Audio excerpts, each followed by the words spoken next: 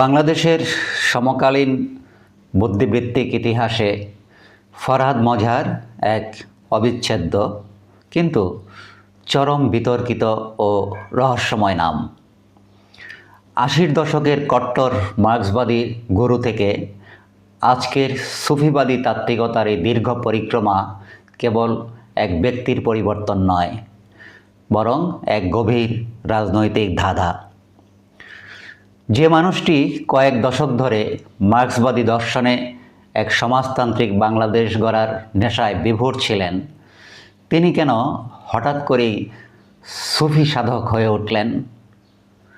আজ আমি কথা বলবো বহুল আলোচিত এবং বহুরূপী ফরহাদ মজহারকে নিয়ে। বিশ্লেষণ করব ফরহাদ মজহারের তাত্ত্বিক বৈপরীত্য এবং তার জীবনের বাঁকে বাঁকে সংঘটিত দ্বিচারিতা নিয়ে। আমার আজকের আলোচনা থেকে আপনারা নতুন করে আবিষ্কার করতে পারবেন ফরহাদ মজহারকে। আশা করি ভিডিওটি শেষ পর্যন্ত দেখবেন। প্রিয় দর্শক, চলুন শুরুতেই ফরহাদ মজহারের একটি সংক্ষিপ্ত বায়োগ্রাফি বা পরিচিতি জেনে নেওয়া যাক। ফরহাদ মজহার নানা গুণে গুণান্বিত একজন মানুষ, তাতে কোনো সন্দেহ নেই। তিনি একাধারে কবি, প্রেমিক, লেখক, দার্শনিক, সঙ্গীত শিল্পী, মানবাধিকার কর্মী, পরিবেশবিদ, এনজিওর মালিক এবং ব্যবসায়ী। 1967 সনে তিনি ঢাকা বিশ্ববিদ্যালয় থেকে ফার্মাসিতে স্নাতক ডিগ্রি অর্জন করেন। পরবর্তীতে 70 ও 80-র দশকের তিনি আমেরিকার নিউ ইয়র্ক শহরে দীর্ঘ সময় একজন ফার্মাসিস্ট হিসাবে চাকরি করেন। তিনি সে সময় আমেরিকার the new school for social research থেকে পলিটিক্যাল ইকোনমিতে উচ্চতর ডিগ্রি লাভ করেন। 80-র দশকের শেষের দিকে তিনি বাংলাদেশে ফিরে আসেন এবং উবিনিগ নামক একটি এনজিও গঠন করেন। উবিনিগের পূর্ণরূপ হল উন্নয়ন বিকল্পের নীতি নির্ধারণী গবেষণা। সেখান থেকেই তিনি মার্কিন সাম্রাজ্যবাদ এবং গ্লোবালাইজেশন বা বিশ্বায়নের বিরুদ্ধে তার জিহাদ ঘোষণা করেন। এবার চলুন মূল আলোচনায় আসা যাক, অর্থাৎ ফরহাদ মজহার সাহেবের তাত্ত্বিক বৈপরীত্য এবং দ্বিচারিতা নিয়ে উল্লেখযোগ্য কিছু বিষয় নিয়ে আমি এখানে বিশ্লেষণ করব। ফরহাদ মজহারের কর্মজীবনের সবচেয়ে বড় প্রশ্নবোধক চিহ্নটি তৈরি হয় তার আদর্শ এবং কর্মকাণ্ডের ব্যবধান থেকে। ঢাকা বিশ্ববিদ্যালয়ের মেধাবী ছাত্র এবং মার্কিন যুক্তরাষ্ট্র থেকে উচ্চতর ডিগ্রিধারী এই বিশ্লেষক তরুণ প্রজন্মকে দীর্ঘকাল পুঁজিবাদ ও সাম্রাজ্যবাদ বিরোধী পাঠ দিয়েছেন বা এ বিষয়ে দীক্ষা দিয়েছেন। অথচ তার প্রাতিষ্ঠানিক কার্যক্রম বা এনজিও, যেটা বললাম যার নাম উবিনিগ, সেটি ছিল বিদেশি ফান্ড নির্ভর। মুখে করা সাম্রাজ্যবাদ বিরোধী বলি আর পকেটে থাকতো সেই পশ্চিমা শক্তিরই টাকা। তার কথা আর কাজের এই অমিলগুলো আমাদের অনেকেরই খুব কাছ থেকে দেখার সুযোগ হয়েছিল। এই বুদ্ধিভিত্তিক দ্বিচারিতা কি কেবলই কৌশল, নাকি দর্শনের বিচ্যুতি? এমনকি তার ব্যক্তিগত জীবনের বিভিন্ন বাঁক এবং পারিবারিক আবহেও এই অস্থিরতার ছাপ খুবই স্পষ্ট। ব্যক্তিগত জীবনেও তিনি খুবই রহস্যময় পুরুষ। আমি শুরুতেই বলেছি তিনি ছিলেন একজন প্রেমিক পুরুষ। তাই তো ঢাকা বিশ্ববিদ্যালয়ে পড়ার সময় নিজের চেয়ে 3 বছরের সিনিয়র নিজেরই শিক্ষিকাকে প্রেমের প্রস্তাব দেন এবং সফলও হন। তিনি তার শিক্ষিকাকে বিয়ে করেছিলেন, যদিও সেই সংসার বেশি দিন টেকেনি। পরবর্তীতে তারই এনজিওর সহযোদ্ধা ফরিদ আক্তারকে বিয়ে করেন। সেক্ষেত্রেও নানা কাহিনী জড়িয়ে আছে বা নানা কাহিনী শোনা যায় এই বিয়ে সম্পর্কে। তবে একান্ত ব্যক্তিগত বা গোপনীয় বিষয় নিয়ে বিস্তারিত না বলাই ভালো। অথচ এই মানুষটি আমাদের শিখিয়েছিলেন সামাজিক বিপ্লবের কথা। এবার আসা যাক তার রাজনৈতিক মতাদর্শগত পরিবর্তনের বিষয়ে। গত এক দশকেরও বেশি সময় ধরে ফরহাদ মজহারের রাজনৈতিক দর্শনে এক আমূল পরিবর্তন লক্ষ্য করা যায়। তিনি নিজেকে আমূল বদলে ফেলেছেন, বেশভূষাও পাল্টে ফেলেছেন। তিনি মার্ক্সবাদের খোলস ছেড়ে এখন সুফিবাদ বা পরিচয়বাদী রাজনীতি বা আইডেন্টিটি পলিটিক্সের প্রবক্তা। আইডেন্টিটি পলিটিক্স বলতে আমরা বুঝি যখন কোনো একটি সুনির্দিষ্ট ধর্ম বা পরিচয় বা সম্প্রদায়কে সামনে রেখে যে রাজনীতি করা হয় সেটাকে আমরা পরিচয়বাদী বা আইডেন্টিটি পলিটিক্স বলতে পারি। যেমন ধরুন বাংলাদেশের ক্ষেত্রে জামাতে ইসলামী, ভারতের ক্ষেত্রে বিজেপি, তারা ধর্মকে সামনে রেখে তাদের রাজনীতি চালিয়ে থাকে। সুতরাং এটাকেই আমরা পরিচয়বাদী বা আইডেন্টিটি পলিটিক্স বলে থাকি। ফরহাদ মজহারও তিনি সেই মার্ক্সবাদের খোলস থেকে বেরিয়ে এই আইডেন্টিটি পলিটিক্সের প্রবক্তা হিসাবে নিজেকে হাজির করেছেন। রাজনৈতিকভাবে তিনি বিএনপির একনিষ্ঠ সমর্থক হিসাবে পরিচিত হলেও জামায়াত এবং হেফাজতের মতো ইসলামী ঘরানার দলগুলোর সাথেও তার তাত্ত্বিক যোগসূত্র অত্যন্ত গভীর। তিনি এখন বিএনপির একজন বড় সমালোচক। যখন থেকে বিএনপি এই অন্তর্বর্তী সরকারের আমলে নির্বাচনের দাবি তুলেছে তখন থেকেই তিনি বিএনপির কঠোর সমালোচনা করেছেন এবং এখনও করে যাচ্ছেন। এমনকি 2024-এর যে ছাত্র আন্দোলন, তিনি সেই ছাত্র আন্দোলনের একজন মাস্টার মাইন্ডদের অন্যতম গুরু ছিলেন। আজকে যাদেরকে আমরা দেখি, যারা সেই সময়ের বৈষম্য বিরোধী ছাত্র আন্দোলনের নেতা ছিলেন এবং বর্তমানে এনসিপি নামক যে রাজনৈতিক দল, সেই দলের নেতা, তারা প্রায় সকলেই এই ফরহাদ মজহার সাহেবের শিষ্য ছিলেন। তার মতোই তার যারা শিষ্য তারাও রাতারাতি তাদের রাজনৈতিক আদর্শ বদলে ফেলে পরিচয়বাদী রাজনীতি বা আইডেন্টিটি পলিটিক্সকে প্রমোট করছেন। যেমন আমরা দেখতে পাচ্ছি এই এনসিপির নেতা কর্মীরা শেষ পর্যন্ত জামাতের সাথে জোটবদ্ধ হলেন বা জামাতের ঘরে আশ্রয় নিলেন। তার অনেক শিষ্য রয়েছে, তাদের মধ্যে উল্লেখযোগ্য দুজন শিষ্য হলেন বিশিষ্ট অনলাইন অ্যাক্টিভিস্ট পিনাকি ভট্টাচার্য এবং গৌতম দাস। আপনারা নিশ্চয়ই লক্ষ্য করেছেন বিগত জাতীয় সংসদ নির্বাচনের আগে এই দুইজন অনলাইন অ্যাক্টিভিস্ট কতটা উলঙ্গভাবে জামাতে ইসলামের পক্ষে নানা ধরনের প্রচার প্রপাগান্ডা চালিয়েছেন। শিষ্য হলে অবশ্যই এমনই হওয়া উচিত, কি বলেন? গুরু যা করবেন শিষ্য তো তাই করবেন, প্রকৃত শিষ্য যদি হতে হয়, তাই তারা সেটি করছেন।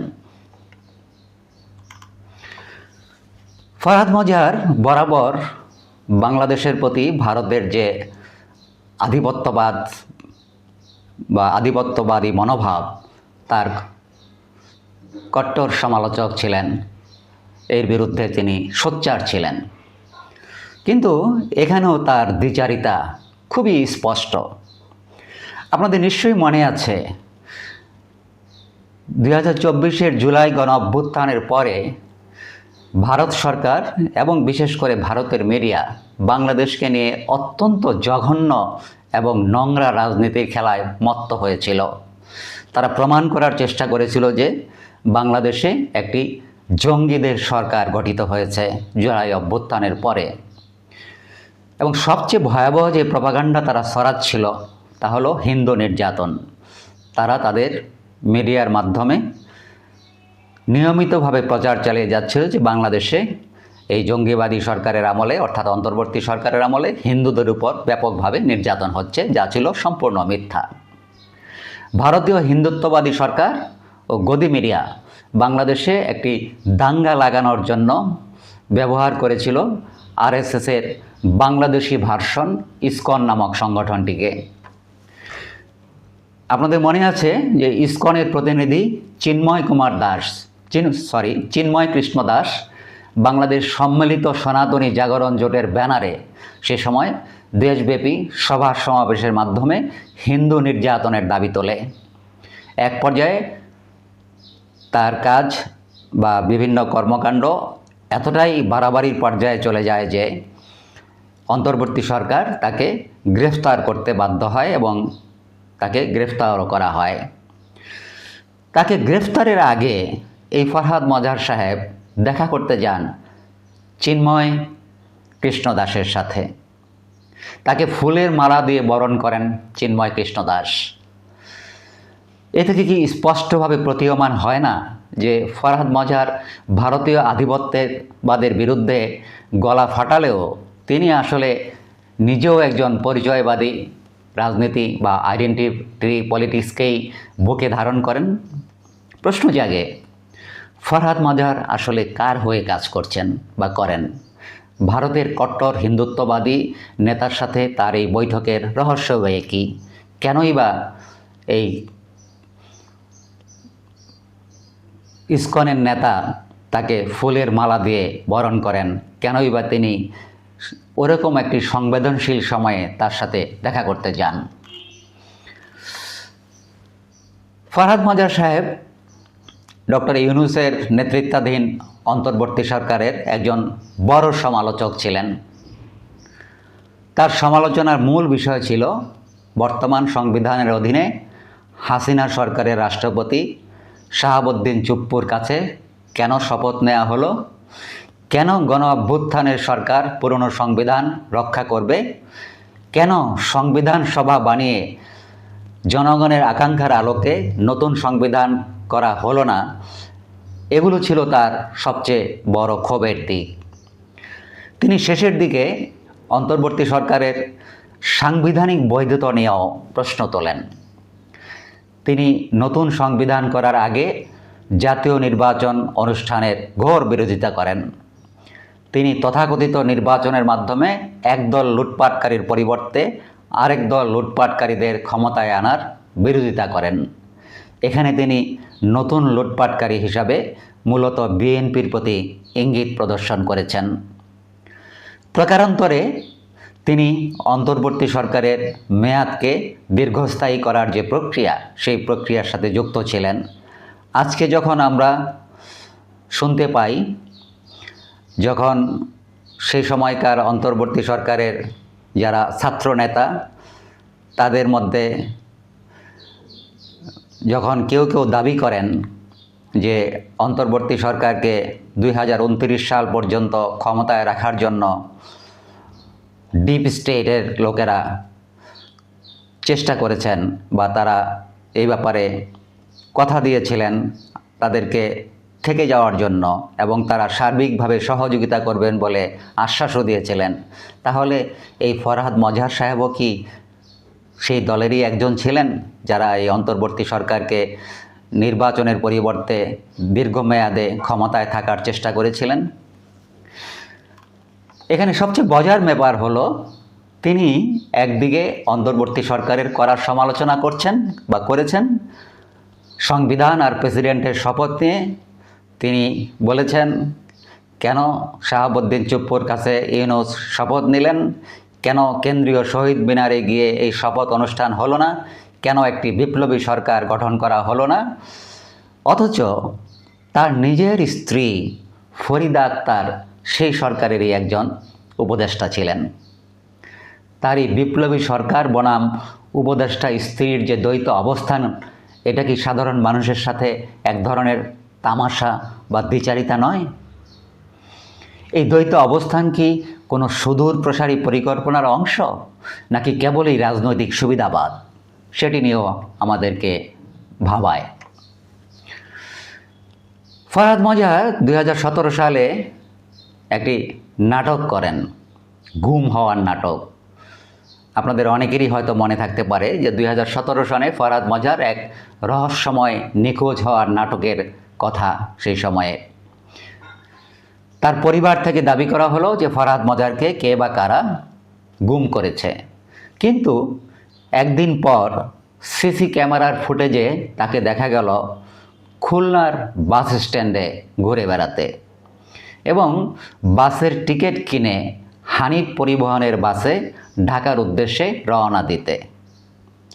পরে যশোর থেকে তাকে পুলিশ ধরে নিয়ে আসে এবং মিথ্যা অভিযোগ দায়েরের জন্য তার স্ত্রীর বিরুদ্ধে এবং তার বিরুদ্ধে পুলিশ মামলা করে। আমরা জেনেছি কোনো একটি সংবেদনশীল পারিবারিক কারণে তিনি বাসা থেকে পালিয়ে গিয়েছিলেন। সেটিকেই তারা গুমের নাটক সাজিয়েছিলেন। সে সময় তিনি দাবি করেন র্যাব, পুলিশ এবং আর্মি তার জীবন বাঁচিয়েছে, অথচ আমরা দেখেছি তিনি নিজে বাসের টিকিট কেটে বাসে চড়ে হানিফ পরিবহনে করে ঢাকায় ফেরার চেষ্টা করছিলেন। যাই হোক, তিনি পুলিশ, র্যাব এবং আর্মিকে অনেক বেশি প্রশংসা করেছেন। তার জীবন বাঁচানোর জন্য তাদেরকে ধন্যবাদ দিলেও পরবর্তীতে আমরা দেখেছি তিনি অন্তর্বর্তীকালীন সময়ে এই পুলিশ, র্যাব এবং বিশেষ করে সেনাবাহিনীর বিরুদ্ধে ব্যাপক সমালোচনা করেছেন। এই যে ইউটার্ন নেওয়া জীবনের পদে পদে, এটা তার পুরনো অভ্যাস। তার সেই আলোচিত নিখোঁজ হওয়া এবং পরবর্তীতে ফিরে আসার ঘটনাটি আজও রহস্যে ঘেরা। সবচেয়ে উল্লেখযোগ্য বিষয় হচ্ছে অন্তর্বর্তী সরকারের সময়ে যে গুম কমিশন গঠন করা হয়, তিনি কিন্তু সেই গুম কমিশনে এখনও পর্যন্ত কোনো অফিসিয়ালি অভিযোগ দায়ের করেননি যে তিনি গুমের শিকার হয়েছিলেন। সব শেষে যেটা বলতে চাই, একজন লেখক, কবি এবং তুখুর রাজনৈতিক বিশ্লেষক হিসেবে ফরহাদ মজহারের মেধা নিয়ে কোনো সন্দেহ নেই।